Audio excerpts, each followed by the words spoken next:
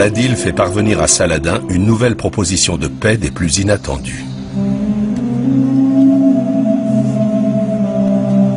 Richard suggère que Al-Adil épouse sa sœur Jeanne, puis que le couple règne conjointement sur le royaume de Jérusalem. C'est une idée qui paraît très bizarre à première vue. Une princesse chrétienne épousant un prince musulman. C'est une manœuvre très intéressante de la part de Richard. Je crois qu'il essaie en fait d'enfoncer un coin entre Al-Adil et Saladin, en laissant entendre que Al-Adil devrait régner de plein droit sur Jérusalem.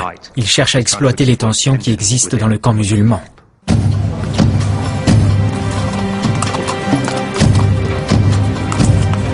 Richard Cœur de Lion trouve en Al-Adil un allié très coopératif.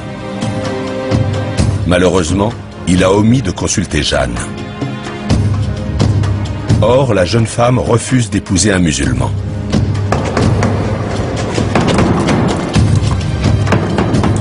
Et Al-Adil refuse de se convertir au christianisme. Le mariage est à l'eau. C'était une femme divorcée. Elle espérait se remarier avec un membre de la noblesse chrétienne. Elle ne voulait pas entrer dans une famille musulmane. Et elle savait très bien qu'il s'agissait d'une manœuvre purement politique. En découvrant les tractations secrètes menées par Richard auprès des musulmans, ses compagnons sont scandalisés.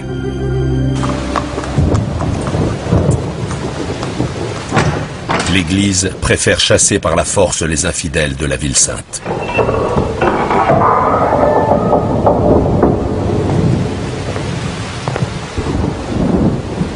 Richard n'a guère le choix. Il doit se soumettre à la volonté d'une armée qui perd patience. Il se prépare à contre-cœur à affronter les dangers d'une expédition vers Jérusalem en plein hiver.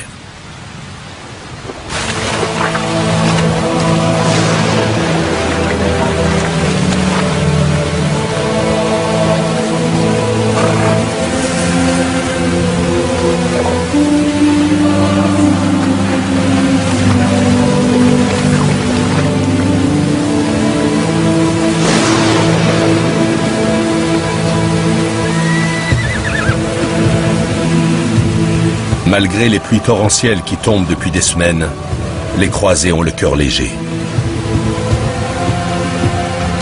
Ils marchent enfin sur Jérusalem.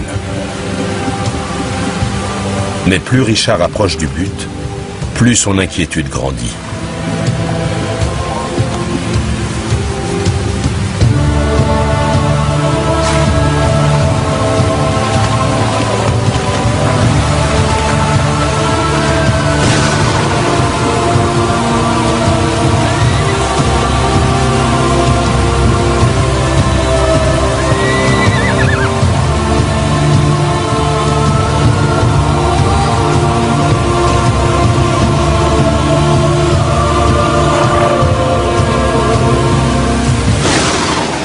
Arrivé à une dizaine de kilomètres de la ville sainte, le roi d'Angleterre ordonne une halte.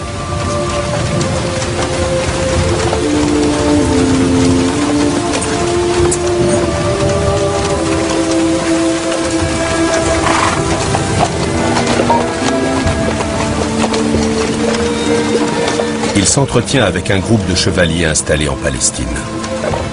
Ceux-ci ne croient guère en l'avenir d'un royaume chrétien de Jérusalem.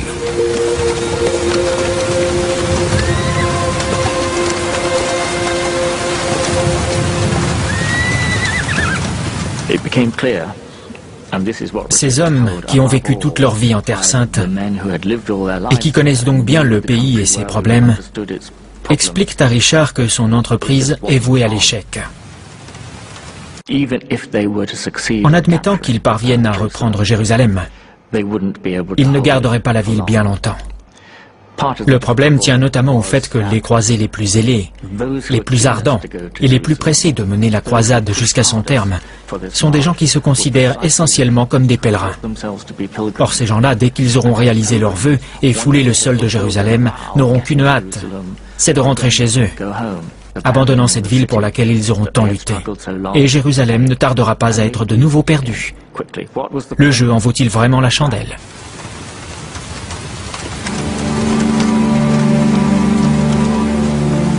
Richard ne voit pas l'intérêt de prendre d'assaut Jérusalem si c'est pour la reperdre au bout de quelques mois.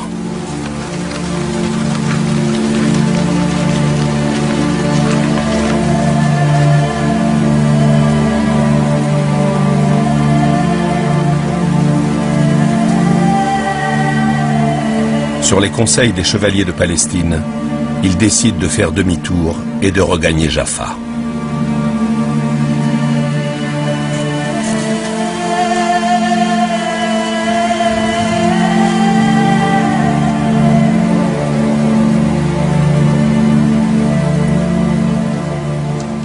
La décision de ne pas marcher sur Jérusalem a provoqué un véritable tollé parmi les croisés. Ils avaient fait serment de se battre pour la cause du Christ. Ils voulaient aller jusqu'au bout de leur pèlerinage. Et leur chef, qui jouissait pourtant de l'estime de tous, leur disait soudain que c'était impossible. C'était incompréhensible. Certains se sont sentis trahis. Pour certains, Richard se conduisait presque comme un lâche. Mais il fallait faire demi-tour. Leur chef en avait décidé ainsi.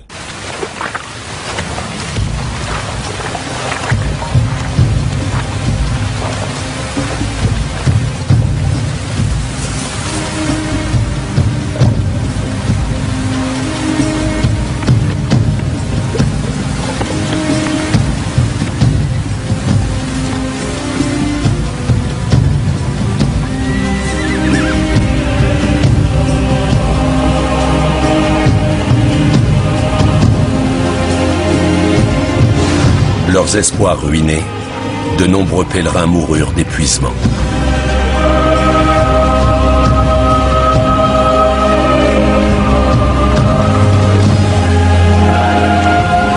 Des milliers d'autres désertèrent, écœurés par le renoncement de Richard.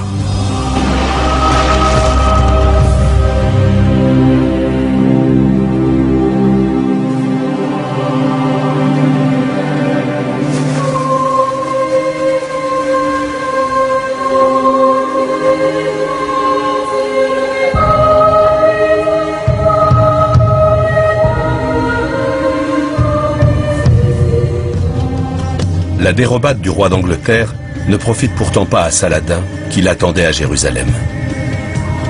L'autorité du sultan est ébranlée par ses défaites à Saint-Jean d'Acre et à Arsouf. Il est de plus en plus isolé.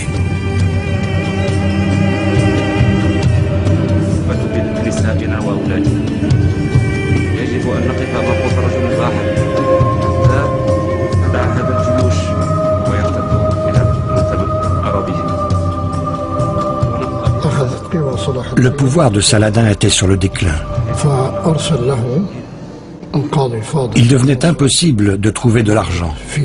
Impossible de s'assurer de nouveaux soutiens, que ce soit en hommes ou en matériel. Un message lui était parvenu de Damas, disant que même si l'on coupait les arbres des oasis, il n'y aurait plus assez de bois pour fabriquer des flèches ou des catapultes. يجب أن نعد العدة من جديد ونأخذ الكثير من العتاد حتى نواجه هذا العدو. أعوذ بالله من الشيطان الرجيم بسم الله الرحمن الرحيم الحمد لله رب العالمين. Il devenait évident que si Richard décidait de relancer l'attaque contre Jérusalem au printemps, lorsque le temps serait plus clément, il n'aurait pas les moyens de défendre la ville.